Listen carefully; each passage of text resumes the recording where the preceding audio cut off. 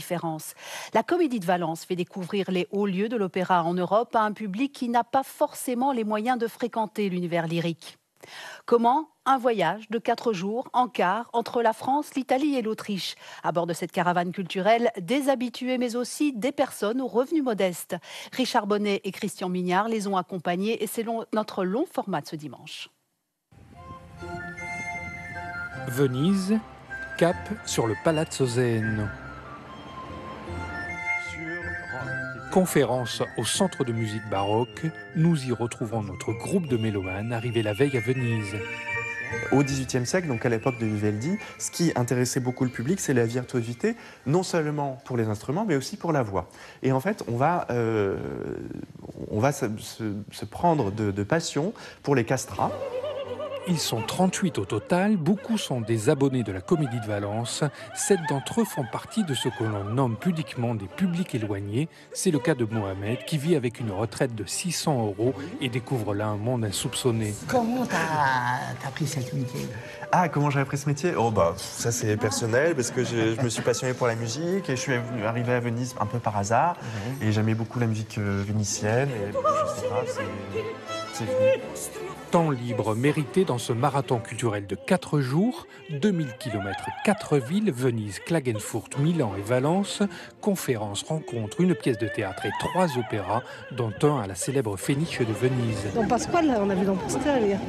C'était beau. Oh là là. Marité et Christiane sont retraitées. La première était agent d'entretien, la deuxième assistante maternelle. Au revoir monsieur, au plaisir.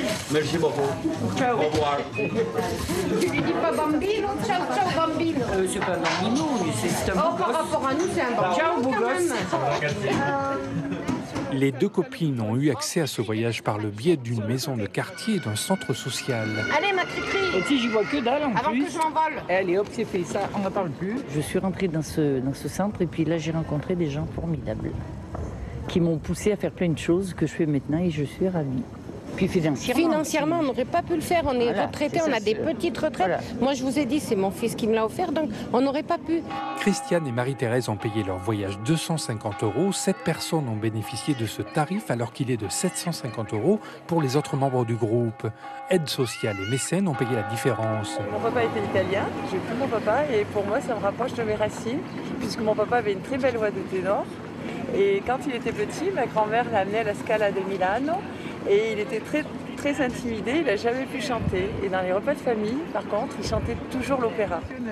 Sylviane a aussi bénéficié du tarif préférentiel. Fleuriste, elle a cessé son activité suite à des problèmes de santé. C'est son fils qui lui a offert ce voyage pour son anniversaire. En route pour Klagenfurt. 3 heures de car direction l'Autriche pour rejoindre la capitale du Land de Carinthie. Venise s'éloigne et suscite déjà la nostalgie. C'est tellement beau, on a envie d'y rester. On est arrivé sous un nouveau soleil, entend chanter l'humanité. C'est génial, je trouve, la musique, c'est bien. C'est la découverte, c'est le voyage, c'est le rêve, l'imaginaire. Klagenfurt et son beau théâtre François-Joseph qui force l'admiration de notre groupe de voyageurs, surtout de Mohamed. Super. Super. C'est magnifique. Magnifique. Richard Brunel, directeur de la Comédie de Valence, accueille le groupe. C'est lui qui est à l'initiative de ce voyage. Ça s'est bien passé jusqu'ici. Ça va. Il met en scène au théâtre de Klagenfurt le dialogue des Carmélites. L'opéra de Poulenc raconte l'histoire de religieuses exécutées durant la Révolution française.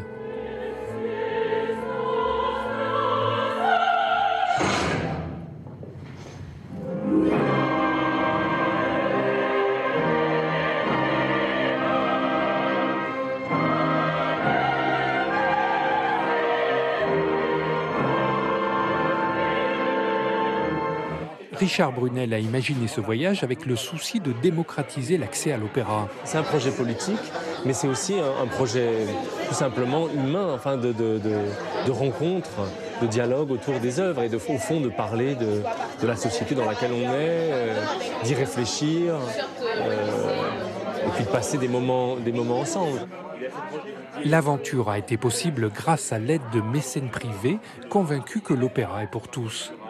Tout le monde y a droit, tout le monde devrait y avoir accès. Je pense que c'est extrêmement important de faire ça, de faire en sorte que, là aussi j'ai employé un autre gros mot, la culture accède à tout le monde. Après une courte nuit, la caravane repart pour l'Italie, direction Milan. Au programme, une pièce au Piccolo Teatro et une visite de la Scala, un marathon lyrique bien rempli. Et si vous voulez en savoir plus sur cette belle initiative, le périple et les lieux visités, une seule adresse, cliquez sur notre site info.arte.tv.